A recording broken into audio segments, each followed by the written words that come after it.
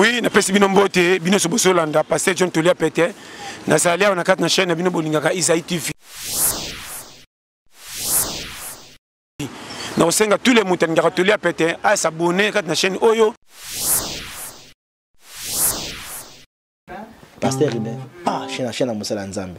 Voilà. Pasteur Ribé, Pasteur Ribé. Pasteur Ribé, Isaïe TV. Abwana ye makamo pesa kombo chaîne ya Bible oh. Pasteur Ribé, talaka na biso. Sabela pepo na biso. Gindana Pasteur Ribé, Isaïe TV. Abonnez-vous massivement. Abonnez-vous massivement Isaïe TV. Ya Pasteur Ribé, Mosaliak bato anza komba oh. Pasteur Ribé, batela ka bampate oh. Pasteur Ribé, mon batele bampate anza komba oh. Isaïe TV, abonnez-vous massivement. Pasteur Ribé, ça m'a pas mola yo eh. Chaka biso pe na mabondeli to zali pe bampate anza komba. Soki na lobi mabe boli misanga. Isaïe véritable motema na ngai.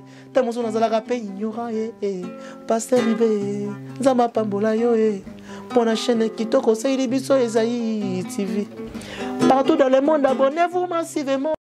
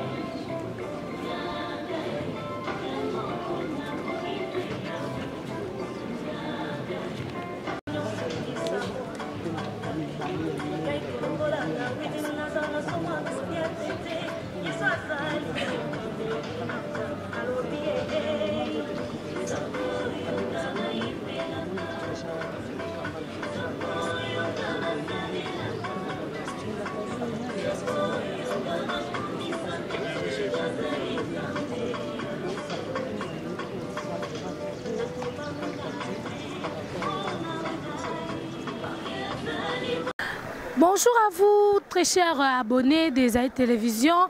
Bienvenue à vous, très chers amoureux de l'émission Culture Esaïe, présentée par Maria Mumbile, votre humble servante. Alors, Tozali Awa, on dirait qu'il y a la clinique Ngaliema dans la commune de la Gombe. En tout cas, Toye, Pona, Kolela, vraiment, comme ça, il y a une icône, il y a Mboka Bisso, notamment Evelyne Kamo Lopez, et le grand artiste Oatika Kibiso, Dadi Di Kambala.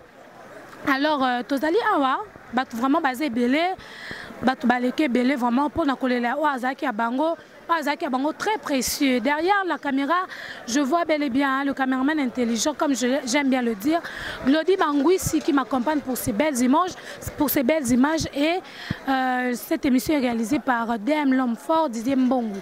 Alors merci Nabino Bayebozo soutenir Bisso Merci Nabino Bayabozo comme la biso pour vos suggestions. C'est toujours la bienvenue dans Lobaka. Donc et ça le plaisir.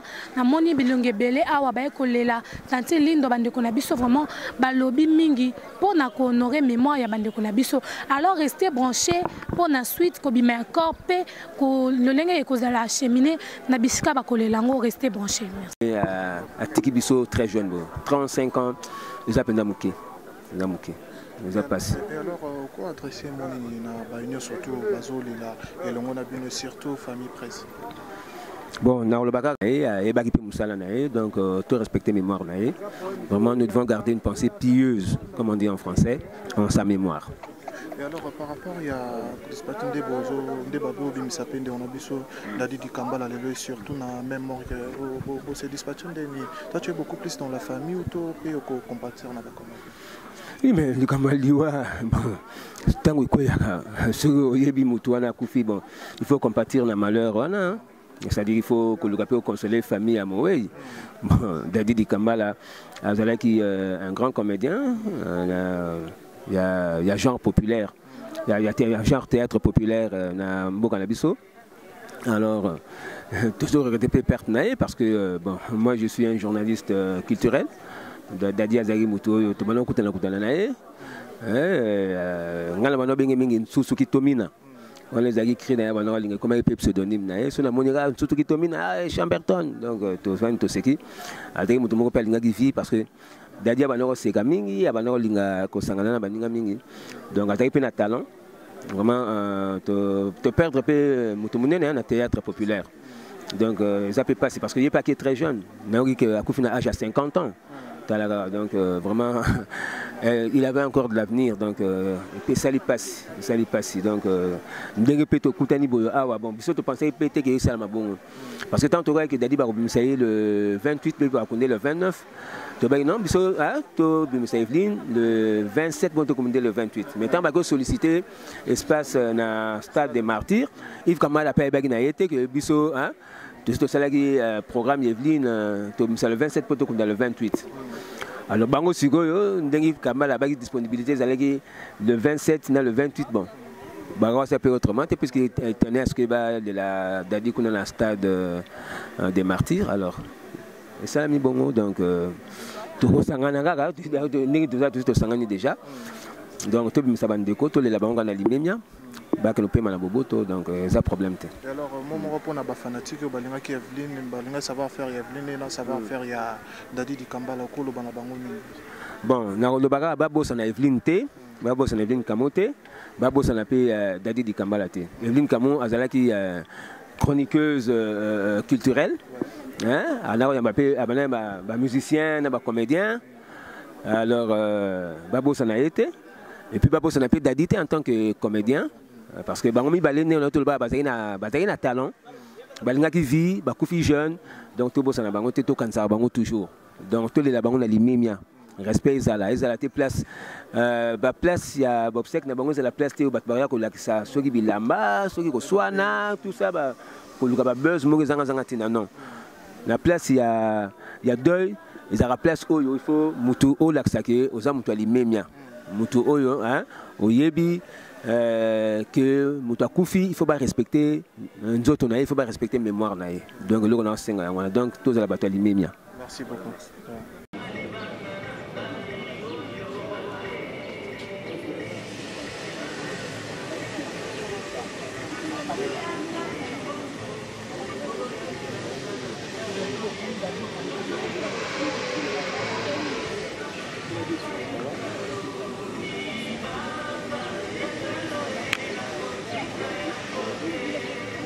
Evelyne Kamo baza ba moko oyo ba participa vraiment na ba effort ya kozana biso la ba télé wana série wana ces années là alors ça na CCTV na ces années là ça na CCTV ngana ndai déjà koleka na azaki pena ser o to ndai kozana moi trop banini ba Jamel Tabou j'espère ayebi makambo o na ndenga aventure te donc Evelyne Kamo Lopez aza moko oyo to kabolani pena ya kolia ya komela ya koseka ya kolela mais nde balobaka nzamba sengi ndimo na ye apema na kimia pona frère na biso Dadi Kitambala tout ce qui tomina ngai nazali na tante na nga moko banda kobenga Kisakata ser na ngai yambi avanga na minute so na yebi ka olela makasi ya na niveau angula wana aza cousine na nga mwana tante na ngai ye pena mutu akutanisa nga na Dadi Kitambala to anda kosola na ye tapis rouge tusu kitomi na pe ya sonam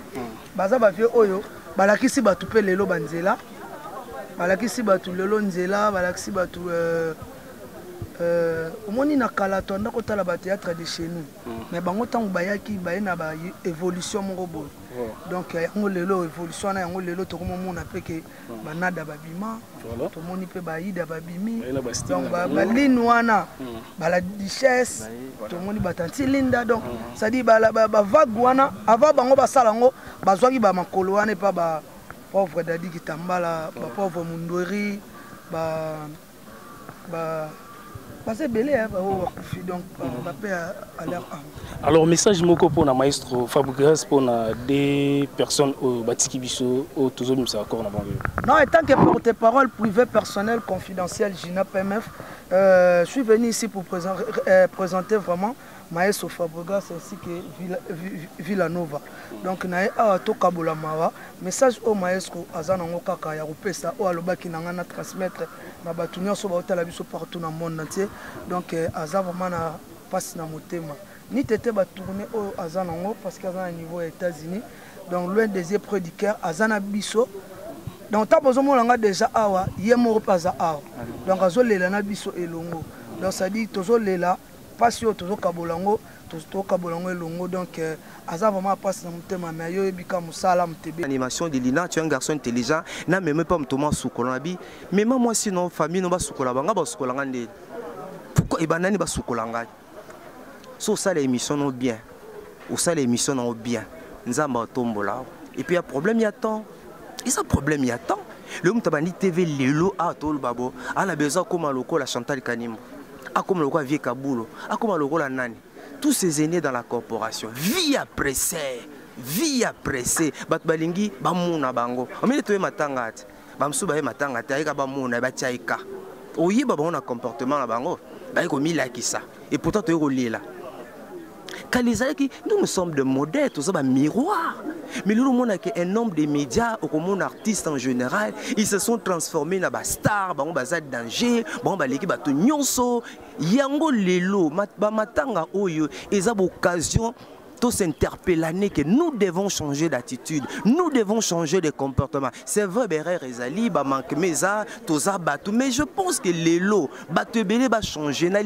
En bref, dans tout ce que je vais dire, ndenge biso to banaki mongo iko kelo kendo journaliste malembe artiste comédien tambola malembe omoni nganga succès bato azwana nganga peso na gauche azwa 100 misape botolio tokita to pesa tango na tango obiso sala boulot na bien ngaza domaine na l'église ngaza journaliste mais na se spécialisé na domaine église mais par la grâce de Dieu ce côté venu moko aki ba so frère Max Yewana sotambola veni moko ba frère Max Yewana na journaliste l'église na maranga ba wira te na maranga ba JBT na maranga ba nani te batwana te nga ya maranga ba pasteur et mission chrétien mais quand il y a événement na mboko benga so frère Max pour nani voilà. Merci frère Max na tout monde qui me tout dans point ya Sœur Nabiso et Evelyne Kamo en tant que journaliste mais on dirait bino na bino ba journaliste ya RTNC na ba journaliste physica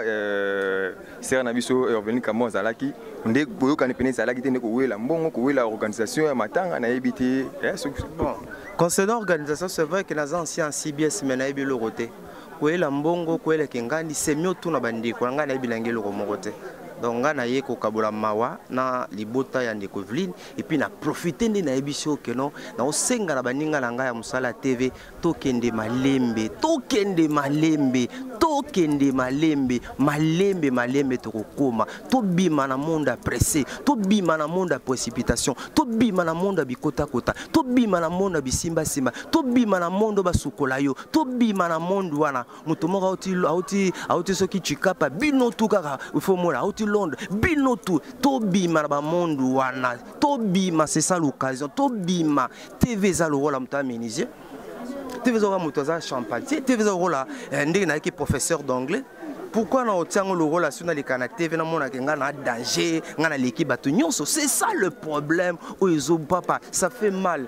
Donc comment on fait ça, beaucoup d'artistes et comédiens tu fait la bango journaliste c'est vrai les wezali mais tu comment avant pour na nini tolingi kozela tangu te tolingi kozela tangu to la nini prof nengo zolo bawana au BTPC te makasi donc ozolinga ola kisabiso ke ndeko na biso to ko bimisa zaki pressé. Une très bonne question. Nazali analyste kolobisanga makambo nga lobité oza internet abi kolobisanga makambo nga lobité mais na lingi oui na moment liwa eza moment ya ba eza bisika ba réflexion eza bisika ba analyse eza bisika ba méditation eza bisika ba réflexion ba analyse eza bisika ba et c'est eza bisika ya ba comment réflexion analyse eza bisika ko bouler trop et puis nous sommes dans une société on apprend toujours des histoires. Mais je crois que les lots, papa, n'a pas homme à médias, n'a pas eu information que yoka peningo yoka n'engue yoka. Ça dit qu'il a profité par rapport à l'animateur, n'a mona na yoka, n'a profité, n'a liwande qu'on a biso. N'a pas matanga ne boza occasion to kutana n'a profité ba matanga bo to mi paie sa message. Mais nous apprenons beaucoup de choses, camarades. Même yopo yoka. Nous apprenons beaucoup de choses, de ce que nous n'abisso, de ce que nous sommes devenus. Il y a beaucoup de choses, comme les occasions maintenant profiter d'angana loba. You know you kate exemple bat basukola bango. Non you kate za muta kena ko mela libela maman mo na banda to na beau marché pour na succès. Non you kangote na musalo tozo sala o. Eza bato yo, eza na bato yo. Eza na bato nzamba tombolaka. Nzamba bato nzamba tombol ba zebele na kincha osa musaba bango kitoko ba zebele. Mais ça pe na bato ba lingi vie apprécier. Mais yo kosenga ngate sona ba précision na opeso ba précision to tuna mutu azama yele mutabwanya. Tu penses que moi je peux répondre à une telle question? Non lobata, c'est pour dire que non musalo zo salo. Il est solo famille, il est so bana même on malembe. So te ka sérieux. Objectivité na traitement information ba tapoto ba sepela na. Pour dire que iko kelo que no vie malembe vie apprécier aussi kamoto. Merci. Il paraît dans des matins on dit que ça dit bon matin on dit que c'est comme des balles là bango ba jeunesse pas la paix ya bango dans des bovana kuna boyo kana giti tous. Bon, concernant l'organisation na habité, je pense que c'est tout à fait normal. Ba comédien so ba leli ndeko dadi admettons c'est ka songolo pakala presse pe ba leli ska mususu je vois aucun inconvénient.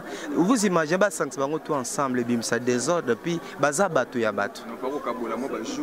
Ah là peut-être ndembe ba yango bonga ba kabola ba wa idée a bien mais les 20 tirés faut le boire et c'est ça on n'a pas de choix. Merci prof.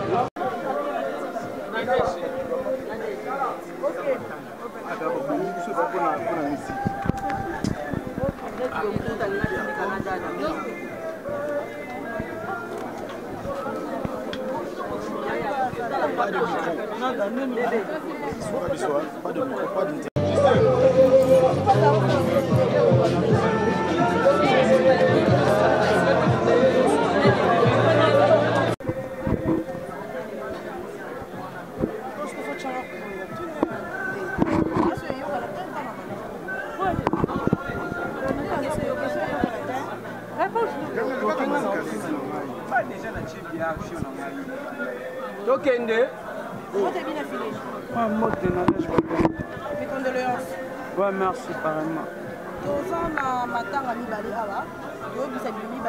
David Dikambala, artiste et comédien.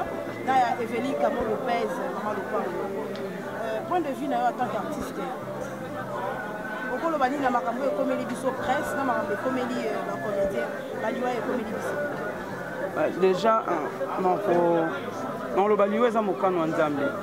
Donc, ils ont même tapé ça qui, ils ont même tapé. Là, tout le monde a dit qu'on a biso, bazo qui n'a pas biso, tout ce qui a dit, tout jouera maïle.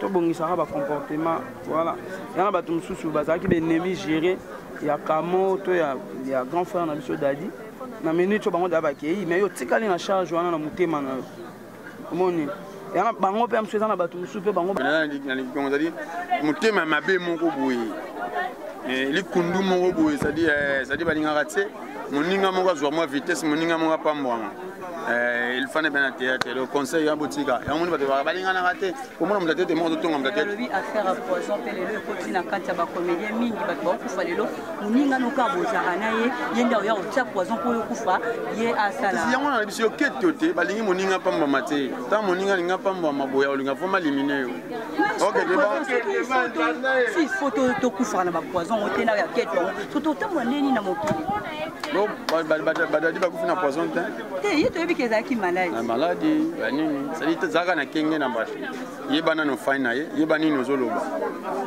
donc esi ko fande sika nini nano sola na nano zolia na ye tante muto olia kana ye alingaka na yo ti donc tato muto ozolia na ye alingaka yo ti kuna tika yo ko efsa ba fan na yo ni no bola ndo partout dans le monde parce que toza na biso partout dans le monde quoi ba fan na ngai afin d'en son Sabino au Zorobabel, autrement dit cette étoile impériale.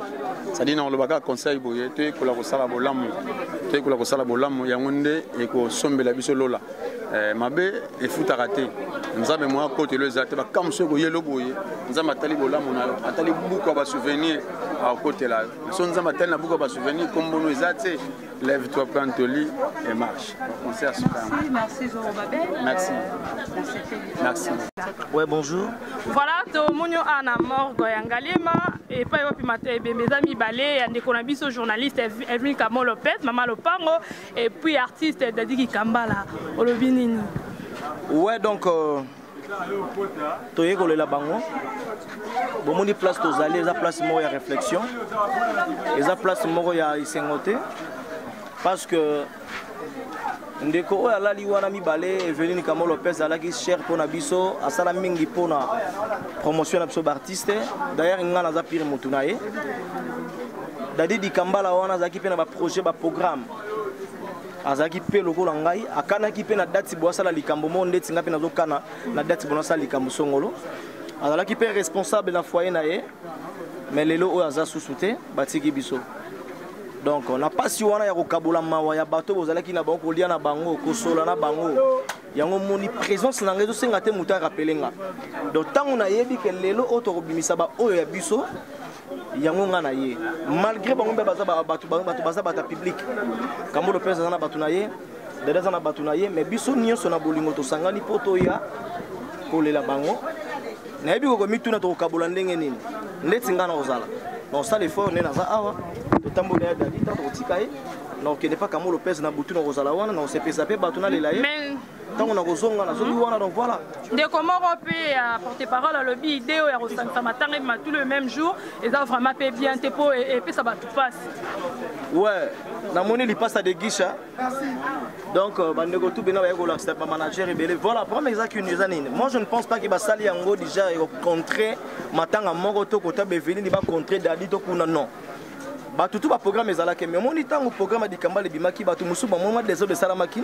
ta ba lela na imika to boya tongo biso tout par rapport à Valère na ye alors pour na ko redémarrer ba démarche salama tous espaces ya stade senga ki ko zana ba norme o senga ki alors ba matanga ezaka o to na ngote beaucoup messe ya commune ki tsasa ote ko kolongwa vena biso sapu kalimas papa na biso yebi ba lela na stade alors ba date sango coïncider date o ba pesi biso na stade le 27 yango moni sou ezalaki te azape quand même misité a même aza mutu mbongo pe zangite pa mbongo bomoni ndenge pe bilele et puis apene belé de photo lela ito bimisa loko ezalaka likama programme to bimisa ye c'est ça tanti linda beaucoup me bangisa ba na monde à théâtre ko banga trop de morts na kabla oui liwe zanzela mutu nyo surtout te ndeti nga linga nzambe liwe zanzela mutu nyo surtout mais ya malamu ezali kokufa kati na kolo eza bien to ba pende ni tozo tambola est-ce que to tambola bien voilà on doit répondre la tournée est-ce que tozo tambola bien pe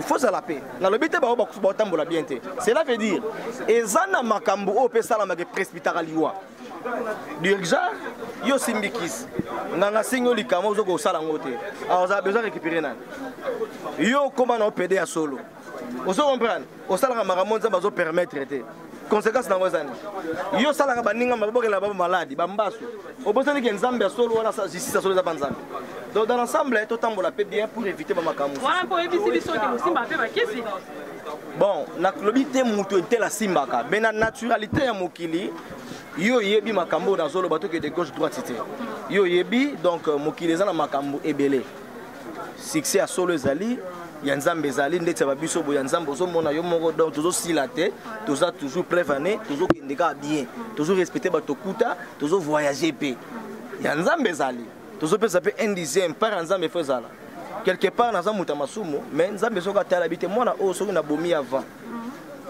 intérieur na zoka pa na ye. Et donc cela veut dire il y a malamu volonté nzambe c'est bon mais oyo ko wuta na maboko ya bato nzambe ko intercaler conseil au pesi na ngamba bato to lingana to na bolingo solo to na bolingo profiter to sala na baninga mabete to tika molima ko bwakela baninga ba maladi pona jalousie pour mususu yo osombile msu car moko boto vélo moko bo effort yo sala le msu botikil panga famille ya yebité mais directement calculer lo mwana wana garçon wana ega lelo voilà. Tanti Linda, yo to loba que ebaki pe Evelyne Kamo Lopez na bandenge nyonso.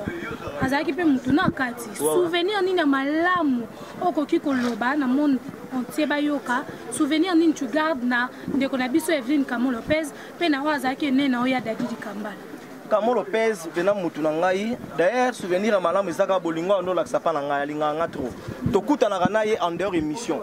To benga na kana nyo zabi Linda azaki wa mutu moko bwa trop hein soka moni fa dire akoza nele psina lara amono la lunette moko bien fa zango ayebike mutu na ye donc Kamo Lopez alaki mutu alinga bien si trop déjà ya ko sepela à tout moment tango ayeko comprendre que na sembela na bima yebisinga briefer limbisanga parce que donc on a bola koza mutu ba système mais nazo commander na mono ko bimela adena mono 3 fois 4 fois to kuta na la 4 après azala ba place muso prière ne papa na biso mutombo et belé donc on doit partager moi mingi et puis on est ko encourager et puis soka yambinga na émission na valeur nanga eteka yambinga vite fait bika no yamba tanti Linda donc ba ndika ko loba déjà na semaine que Linda to yambe dimanche prochain tango ko yabe na émission boye donc au sentir bien que était venu Kamo Lopez après ça qui Linda makambo donc ça la bien donc bon pour na Daddy Kambala wana ya na ngati mavwanga tebi ke ba souvenirs ebele mais numérique à quelques-uns bon dernièrement pe singa rapport artiste moko abina ngatala mutente na memie na cop donc tanga kombonete yebika pour éviter na memie na cop na memie ngamuna ke na ye mais yake kuna ko balusa cop jake abalugela biso le c'est pas beau petit na ngabo tambola bien na bengi be mutango na yebise senga veno pardon parce que azolela so ayebiso te azole pour di Kambala yi muta vérité alors vérité na ye yo kasi songi abeto me libre donc souvenir ya malamu za azaki toujours na ambiance soto kutani azo sexa biso et puis dans auto sexe dernièrement ba yambie soki télé réalité mo apesi mbongo ola somba biloko talan ko asali ageso mane safu atumbiango et puis likaya bwa sokoli onga nengo na kwanga ntesa na pilipila mbuma donc tika na la rebelle abi petit na ngai baba osaba fi ebonga tika na lia mbongo wana voilà. Tanti Linda, pourquoi tout le monde a bino ba comédien funa la lobango na muta polémique. Yo na muta polémique na yebi. Yo za matanga. Soki bino ba comédien ko kufeli biso ba journaliste to ba mbango. Mais soki biso ba journaliste to kufeli, surtout biso bo finga ba chronifoite, ba internet, boya kate bo sabotera biso na propre sort na biso. Na ko répondre au malamoko? Oui, ozali au courant il y a hommage na salaki pona ndeko na Kamo Lopez na ba vidéo zo circuler au Linda se maquilla Lili azo la Kamo Lopez. Sans informer tout le monde. Cela veut dire au talango baninga no bazana ngo c'est-à-dire bino bo participer à trop na ba carrière na biso. Et là mon na yebisa yo nga soki na ye lem suna représenter na présenter artiste mususu belem so ayaki lem so yebi été. Ozomona. Donc ezali kambo mutu lem so ayebani peut-être musu ba yebani. Mais dans l'ensemble, tu redis qu'on néglige bino de prévenir. Pour bata poto ba comprendre makambo zo le kana kila minusu na morgue zabino. Ndeti nga na matanga mibale. Na yeka ya Daddy Kambala te. Na ye matanga Daddy Kambala ya na ngai et puis na ye matanga ya ndeko na ngai Kamo Lopez. O azaki cher pona nga. Et coïncider bati yango esika moko, fallait pas peut-être mais la réalité eux coïncider par rapport au programme. Donc na kozala tous les deux places pour na kolela bango. Sans polémique, je serai là. Donc voilà. nazo compatir na bino. En tout cas esalenga pasi makasi tango na moni yaya. D'accord yaya. En fait météo grand frère nanga président nanga na PC Bambo Tebele puis encourage vraiment ndenga zobela. Tanga sala ki accident lem suba yebi accident o ndenge sala makate. Accident oyo akota ki hôpital tisiko zo compliqué abana ko ya pananga na ndako. To benga ni fala za visa ngola. Et après on a expliqué ngana na palin. Ayi bon ça va na moto na zoya. Na moto zwaki pour accourber le col la moto zo kota première ri ne car moko et tout aki. Non, toujours solo na ma vérité. Déjà pendant le bac, c'est-à-dire tant ou pas ces bandas qui j'étais là.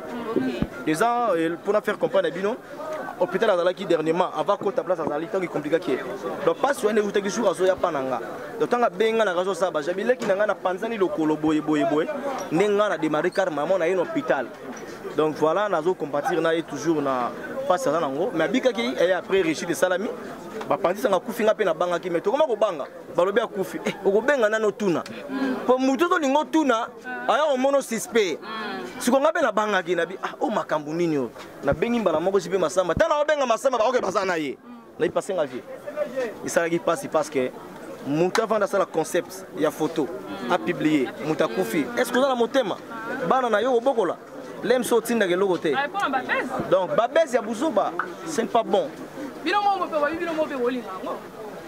C'est nga na sala six base. Oui. La toute question, nga sala six base. C'est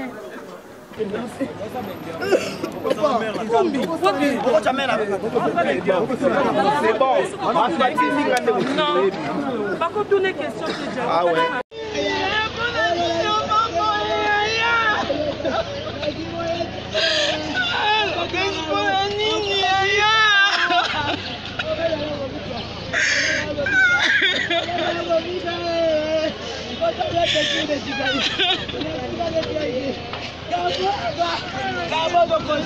Combat poton inconsolable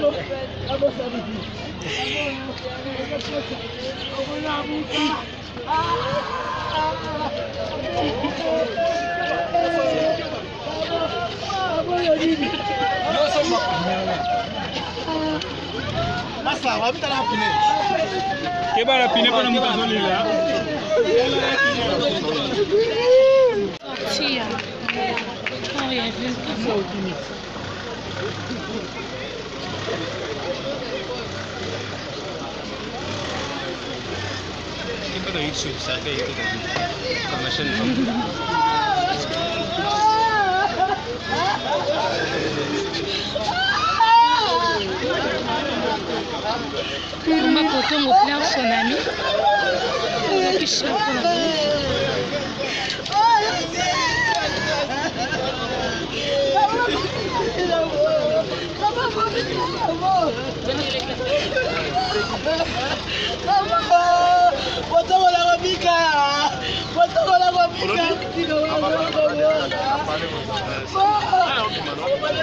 What's